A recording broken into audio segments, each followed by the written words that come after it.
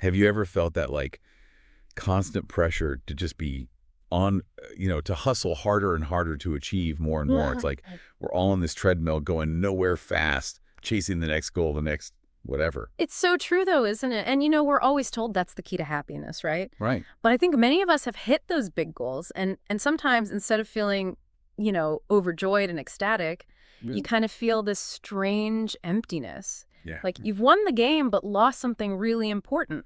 It's like, I don't know. I've had that feeling a few times. And it's so weird because you think you're going to feel one way and then you achieve it. And you're like, wait, what? Yeah, like now what? Yeah, now what? Exactly. Yeah.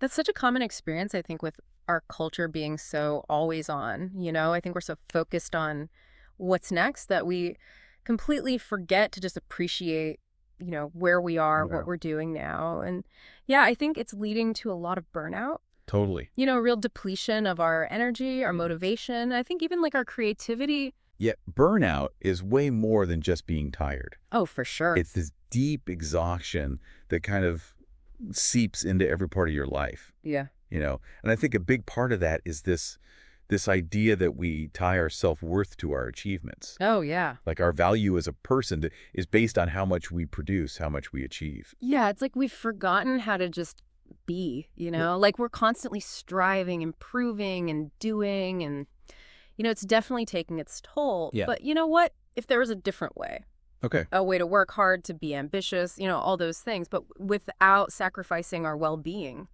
in the process. Okay. I'm intrigued. Yeah. What if we look at this through the lens of karma yoga? Okay. Now, before you think I'm going full-on spiritual guru, hear me out. Okay. I'm talking about karma yoga, not as a religion or anything like that, but like a practical framework for finding balance and purpose, in our work. I think that's a great way to look at it because karma yoga is often called, the yoga of selfless action. It encourages us to act with full dedication, but without being attached to the outcomes. So it's not about being passive or giving up on your goals or anything like that. It's about shifting our focus. Exactly. So, imagine like a really skilled craftsman creating a piece of art. Yeah. They pour their heart and soul into every single detail. Right. But they're not consumed by how the final piece will be received, Yeah. Their joy is in just the act of creation itself. I love that. So it's like finding fulfillment in the process, not just chasing the end result. Yes. And that's such a powerful antidote, I think, to burnout because it lets us detach from this constant need for validation, from the outside world, and to find a deeper sense of satisfaction within the work itself. Okay, that makes sense. But how do we detach from outcomes when our whole world, like, revolves around them? Right. From performance reviews to social media, like, it feels like we're constantly being judged on those results. Oh, absolutely. And it's definitely a practice. Yeah. A conscious effort to shift our mindset. But one way to think about it is to view our work as an offering. Okay.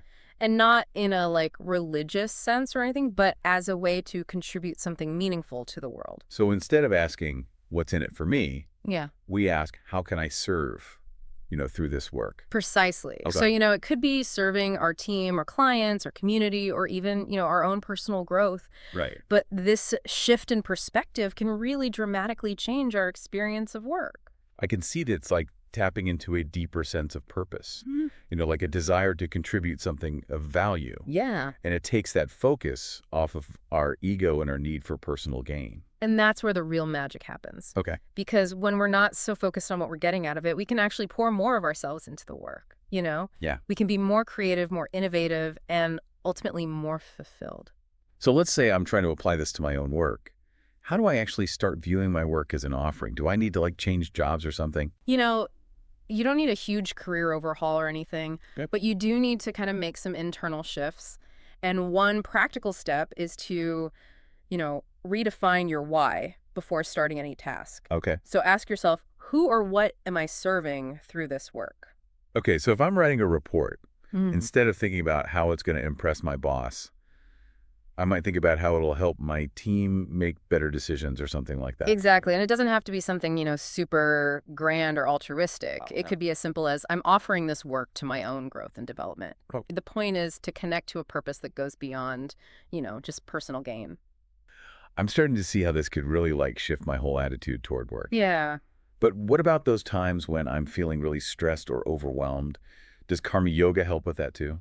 It absolutely can. And that brings us to, I think, another crucial aspect of this, detaching from the results and focusing more on the process. When we're just consumed by needing a specific outcome, it creates so much pressure Oh, yeah. and anxiety, and we start to really, fear failure, and that fear can be Oh, paralyzing. I know that feeling so well. Right. Like, 'cause my mind becomes this, like, what-if machine, just spitting out worst-case scenarios, and I can't even focus on what I need to be doing. But that's the thing. We can't control the outcome. Right. We can control our effort, our intent, our dedication to doing the work. But that final result is often, influenced by things that are completely beyond our control. So it's like that farmer analogy again, right? You Exactly. can, tend the crops Yeah. meticulously, but you just can't control the weather. Exactly. And just like that farmer, I think we can find peace by, surrendering to that uncertainty, Good. by letting go of that need to control everything. Okay, but how do we actually do that? Like, letting go is so much easier said than done, especially when, the world is constantly telling us to strive and hustle and never give up.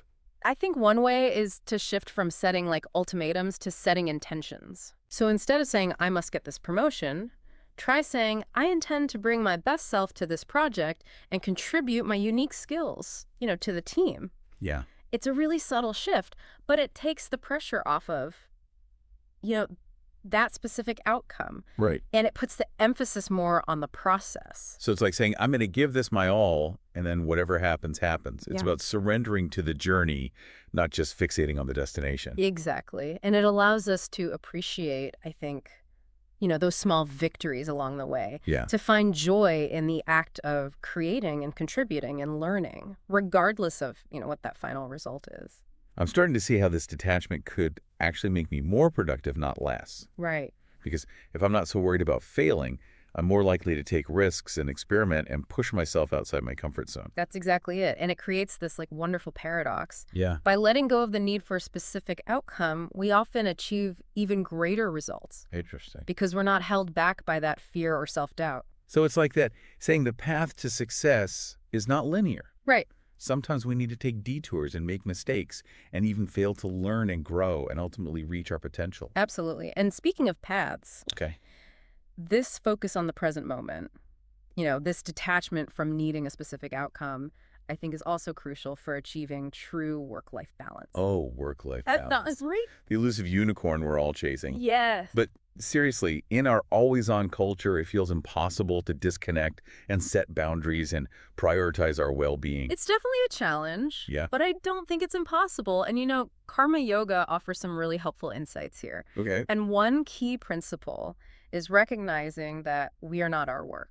Okay, explain that one. Because it feels like these days our job titles and our achievements are like synonymous with our identity. It's so easy to get caught up in that. But the truth is we are so much more than our job titles. Right. We're these multifaceted beings with diverse interests and passions and relationships and roles to play in the world. So it's about creating a more holistic sense of self, where work is just one piece of the puzzle, not the entire picture. Exactly. And when we cultivate this broader perspective, I think we're less likely to burn out because we're not putting all of our eggs in one basket. Right. We have other sources of meaning and joy and fulfillment outside of work. Okay, that makes a lot of sense. Yeah. But how do we actually create those boundaries, especially when work demands are so high? Do I need to, become a hermit and live off the grid? No need for drastic measures like that. Okay. Start by setting clear boundaries between work time and personal time. Okay. Maybe that means no emails after dinner or no work calls, during family time. Yeah. Or even creating a dedicated workspace that you can physically leave behind at the end of the day. It's like sending a signal both to ourselves and to others that our time and energy are valuable and that we deserve to have space for things outside of work. Right. And it's not selfish to set these boundaries. Okay. It's actually essential for our well-being and our ability to show up fully in all areas of our lives. I love that reframing. Yeah. It's not selfish, it's self-care. Yes. And when Yeah. we take care of ourselves, we're actually better equipped to care for others and to contribute meaningfully to our work and to create a more balanced and fulfilling life. Absolutely. And here's another practical tip. Diversify your identity. Okay. Explore hobbies and passions and activities that bring you joy outside of work. Yeah. Connect with friends and family, volunteer for a cause you believe in.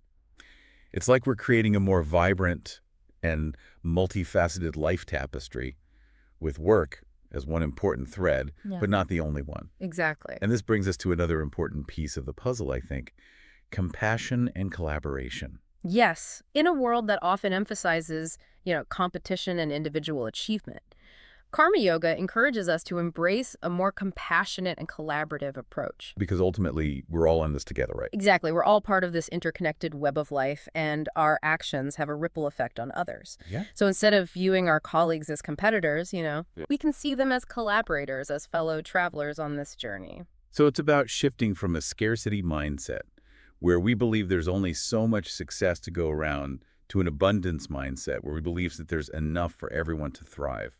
That's a powerful shift. Yeah. And it can create a much more supportive and joyful work environment. Okay, I'm all for that. Yeah. But how do we actually cultivate this sense of compassion and collaboration in our daily work lives? Well, one simple but powerful practice is to sincerely celebrate other people's successes. Oh, yeah. So when a colleague, achieves a goal, acknowledge their accomplishment Yeah. and express genuine appreciation for their efforts. It's about recognizing and honoring their unique contributions rather than feeling threatened or envious. Exactly. And when we celebrate other people's wins, we create a culture of positivity and support where everyone feels valued and appreciated. And that can lead to greater creativity and innovation and productivity because people feel safe to take risks and share ideas and collaborate without fear of judgment or competition. Absolutely. Another practical step is to choose collaboration over competition whenever possible. Okay. So offer to help a colleague who's struggling with a task, Yeah. Share your knowledge and expertise, freely brainstorm solutions together. It's about creating a win-win situation where everyone benefits from each other's strengths and support. And finally, focus on mastery over competition. Okay. So strive to improve your skills and knowledge for the sake of personal growth and fulfillment, not just to outdo others or climb the corporate ladder. So it's about finding that sweet spot between personal growth and collective progress, where we're all striving for excellence, supporting each other along the way, and creating something truly meaningful together. So we've really been going deep, haven't we, on this whole idea of karma yoga as a way to not just survive, but actually thrive in our work. It's really not about becoming indifferent to success or failure. Right. It's more about finding, I think, that sense of balance and purpose that goes beyond that constant chase for external validation. We talked about viewing our work as an offering, detaching from outcomes, focusing on the process and setting those healthy boundaries to create more space for the things that really matter. And we even explored how cultivating, compassion and collaboration can really transform not only our own experience of work, but the whole, workplace culture. Yeah, and I have to admit, when we first started talking about karma yoga, I kind of thought it was going to be all about chanting and meditation retreats. It's so easy to get caught up in those misconceptions. Yeah. But, at its core, karma yoga is about action. Yeah, It's about bringing our full presence and our intention to every task, every interaction, every moment. And it's not about achieving some kind of perfect state of detachment or becoming a workaholic monk or anything. Right. It's about making those small conscious shifts, in our mindset and our actions day by day. Exactly. It's an ongoing practice, Yeah. a journey of self-discovery and growth. And the beauty of it, I think, is you can start wherever you are. So for someone listening who's feeling overwhelmed or burnt out or just stuck in that hustle and grind mentality, what's like one small step they can take today to start incorporating some of these principles? Well, one really powerful practice is to simply bring more awareness to your breath. So throughout the day, take a few moments to just pause, close your eyes, and notice that flow of your breath as you inhale and exhale. Yeah.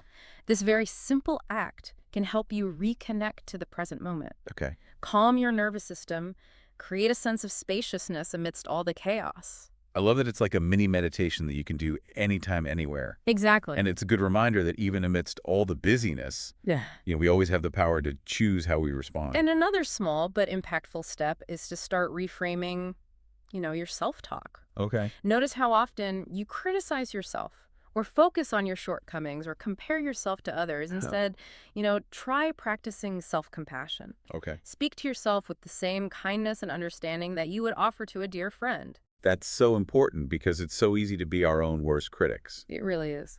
But when we cultivate that self-compassion, we create a more supportive and nurturing inner environment. Yeah. And that allows us to show up more fully in our work and in our relationships. And remember, even the smallest shifts in perspective can create these ripple effects throughout your whole life. Yeah. So start small, be patient with yourself, and celebrate every step you take towards creating a more balanced and purposeful and joyful way of working and living. I think that's a really beautiful note to end on. I think so too. So as you go about your day, we invite you to consider this. What small act of intention, compassion, or presence can you bring to your work today? Remember, you have the power to choose how you show up, not just in the big moments, but in every interaction, every task, every breath. Every breath. Thanks for joining us on this deep dive into Karma Yoga. It was a pleasure. We hope you found it insightful, inspiring, and maybe even a little bit transformative.